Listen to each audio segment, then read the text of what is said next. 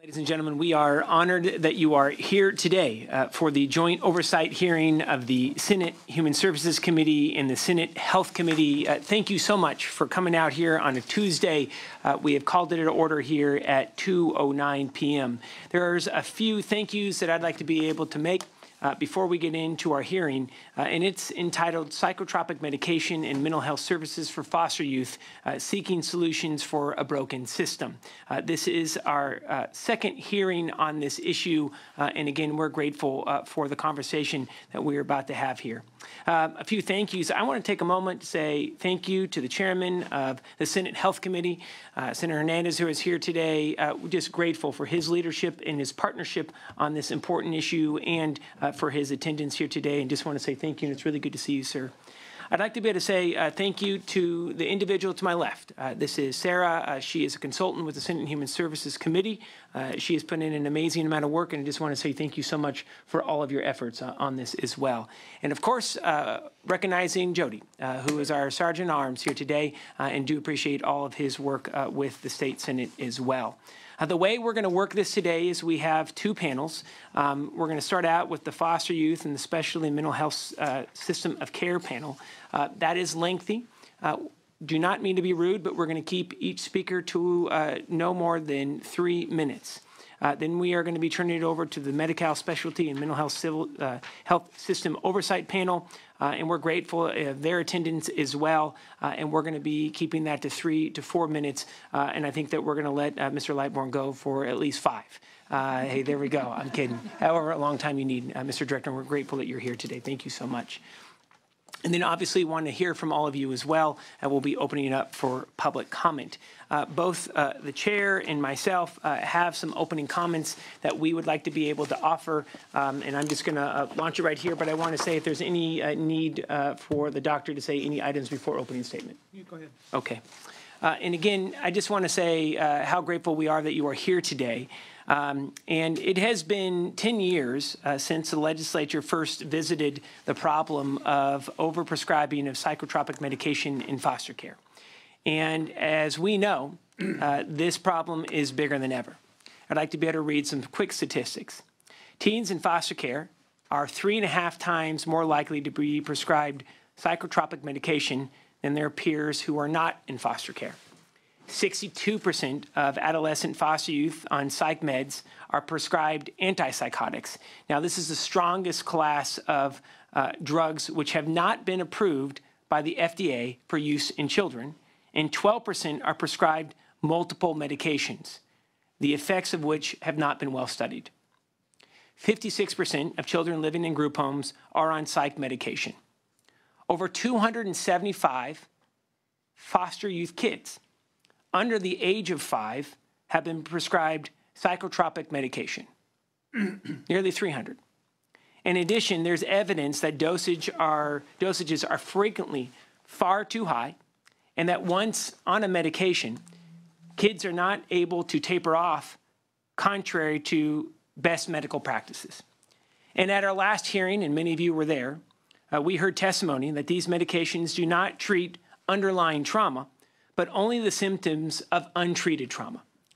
We also learned that with consistent mental health services provided at the right time by the right clinicians, we can prevent the over-medicating of our foster youth, saving them from a lifetime of dangerous side effects and other consequences.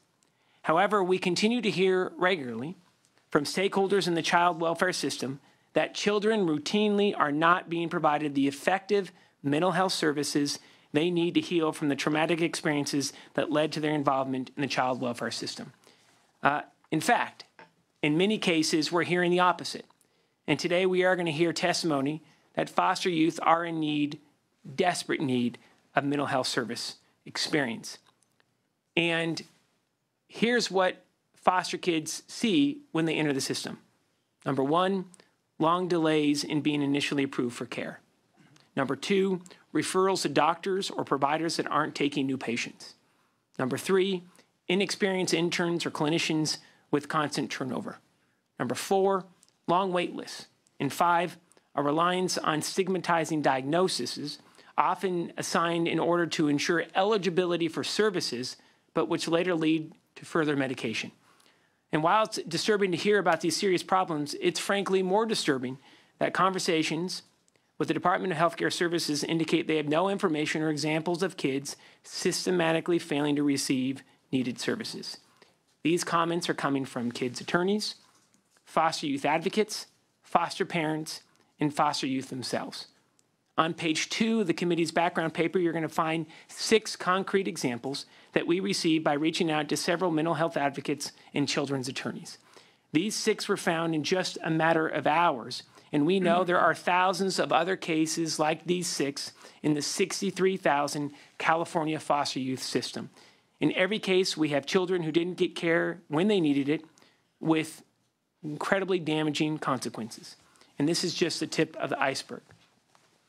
If we don't know about the problem, I would suggest that maybe because of the state's, it's because of the state's grievance and oversight process has failed.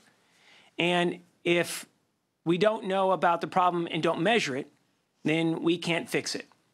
So it's no surprise that we're still here 10 years later from the original hearing on the very subject that we brought folks together on in February with a bigger problem on our hands.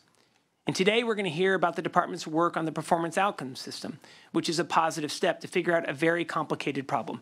And I do want to acknowledge the director. The director inherited a lot of these issues when he came into the position. However, 3 years has passed from the original piece of legislation that mandated the creation of the performance outcomes system. The good news, we have a report. We now have a report that was finished just a few months ago, but no concrete mechanism for comparing and measuring the outcomes of foster youth for the 56 different mental health systems exist here in California. And we simply can't wait another 3 years, let alone lose another decade to bring forward these necessary reforms.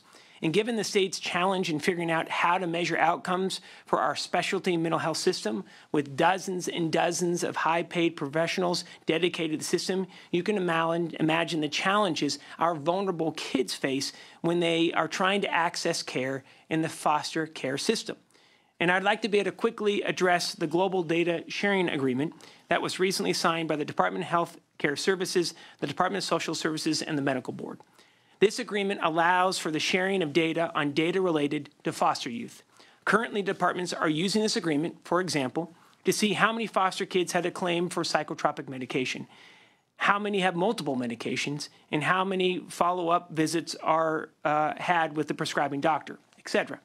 But as we all know, we must be doing much more. And while I realize we are just at the beginning of this process, the data we have received is interesting, but it's not enough to identify the underlying breakdowns within the system and how to break our reliance on psychotropic medication. It's critical this data sharing agreement be used to identify which providers and in what placement types are children being prescribed medication first. In addition, we need to know what psychological services did children access prior to being prescribed medication. Were there delays or interruptions to psychosocial services? Are dosages appropriate and safe? How long are kids staying on medication? What services are they getting to taper them off? Which psychological services, providers, and placement types are the most successful at preventing the need of medication? And we must also use this agreement to track medical records. This is the basic. So in your first year, if you're a foster youth, you may see 3, you may see 5 different placements in different counties in your first year in the system. And there is no guarantee that your medical record is going to go with you to another county. That's the basic. So how can we treat these kids who have seen incredible trauma if we don't have their medical history? And I hope to hear that both departments and the counties are asking how instead of whether these data use agreements can be used to improve our system of care. And in addition, I'm greatly concerned by reports that counties may be opting out of participating in this effort. I would like to hear if this is the case, that counties are opting out. And I certainly hope they're going to be coming forward with solutions for how they can participate. As a former county supervisor, I believe it's time that counties need to step up for the sake of the health and well-being of the neediest kids in California, and that's our foster youth. And finally, I want to also acknowledge the department for the work they put into the external quality review reports. their triennial reviews and the annual fiscal audits are extremely important. But even after all of this work and all the money spent, I don't think that these reports are completely accurate. And I give you some examples. There are wait times to access mental health services, and in many cases, the department is not acknowledging this. Number two, there aren't enough providers to meet the broad needs of foster youth, especially after everything these kids have experienced in their lives. We need experienced providers working within the system. Number three, we're still addicted to the pill. Rather than focus on the mental health needs of foster youth, the number of foster youth being prescribed mind-altering drugs has continued to rise. In fact, over the last decade, it's doubled. It's doubled. And we measure the percentage of youth receiving mental health services, but we don't measure their success. That's a problem. And we have to do better. And to that end, the creation of the core practice model, a response to the KDA lawsuit, is a promising policy change moving towards multi-system collaboration and care coordination. The expansion of child and family teams, a focus on permanency and transparency, it's critical. These changes are transformational, and it will be essential to ensure that our oversight processes and tools monitor and ensure the enactment of the new model. Today, we're going to hear testimony regarding the enactment of the new KDA services that are targeted towards children who have the highest, most acute level of need for services. And I'd like to know, and I know the chair would like to know, whether the oversight tools, including the EQRO process and the triennial reviews, will be monitoring each county's implementation of these critical services. And here's the reason. I was pleased to see the release of the guidelines for the prescription of psychotropic medication. That, according to the guidelines, and this is what I quote, the guidelines state, outline expectations for the development and monitoring of treatment plans, principles for emotional and behavioral health care, psychological services, and non-pharmacological treatments, principles for informed consent to medications, and principles governing medication safety. That's what the guidelines state that we should be monitoring.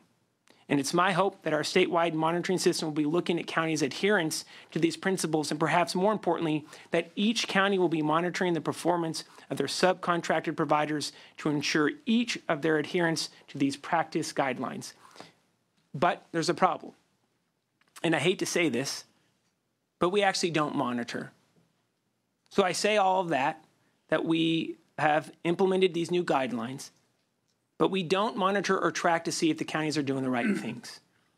Documents like these are just dusty government reports that do not change practice.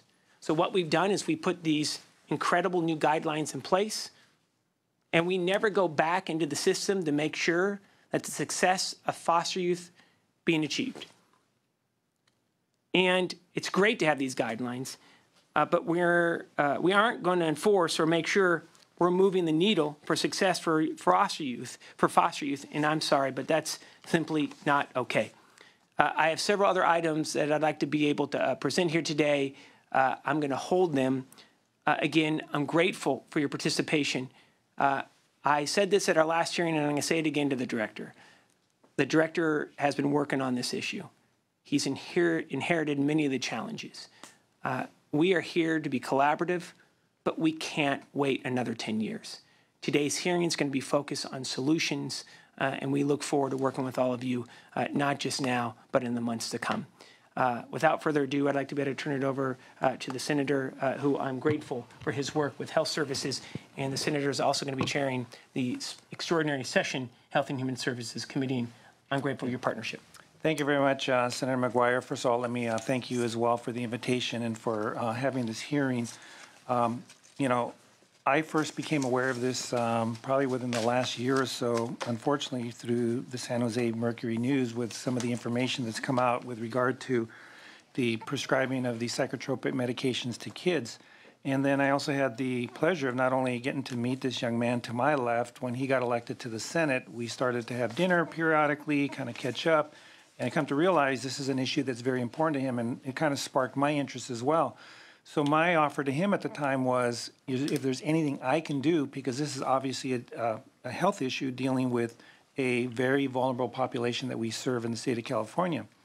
So when I look at our healthcare system and what's going on with the Affordable Care Act with regard to this massive, massive shock to the system that we've had from increasing the number of individuals in covered California to 1/3 of the population under Medi-Cal, when we passed the 10 essential health benefits that now mandates mental health services to every single person who's going to be required to purchase health insurance.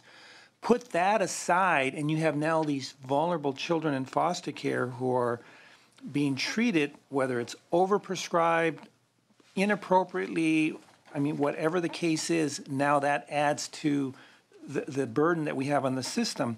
So, I'm very interested in hear what's going to go on. But I guess the questions that I have is, why is it that this population is being prescribed at the rates that they're being prescribed, number one? Is that normal, standard protocol of care in the health community for the entire population? How does that compare to other states?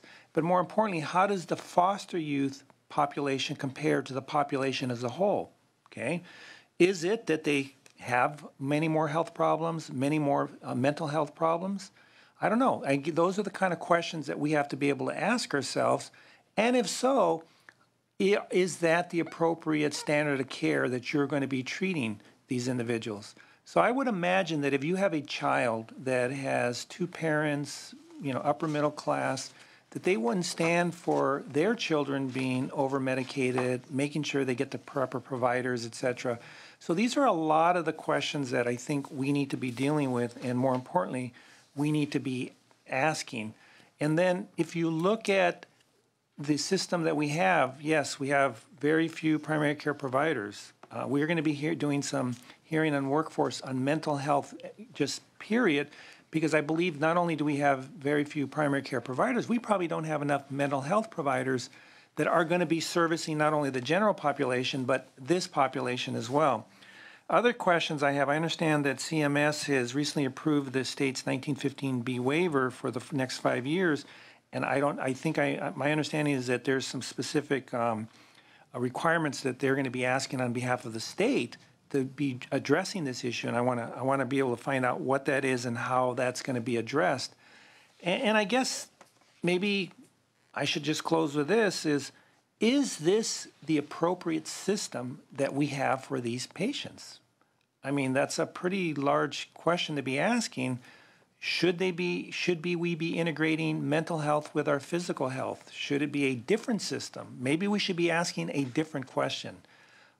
So for me, I have a lot more questions than I have answers, but more importantly, I am concerned that a segment of the population may be overprescribed medications that they shouldn't have to be, and we should be looking at other mechanisms to appropriately treat these patients. So again, I want to thank the chair for allowing me to participate, and I'm looking forward to hearing all the remarks made by the presenters. Anyway, thank you very much, Mr. Chair. No, thank you so much, Mr. Senator, and we're grateful for you here as co-chairman of this oversight hearing. Thank you so much, sir, and for all of your hard work.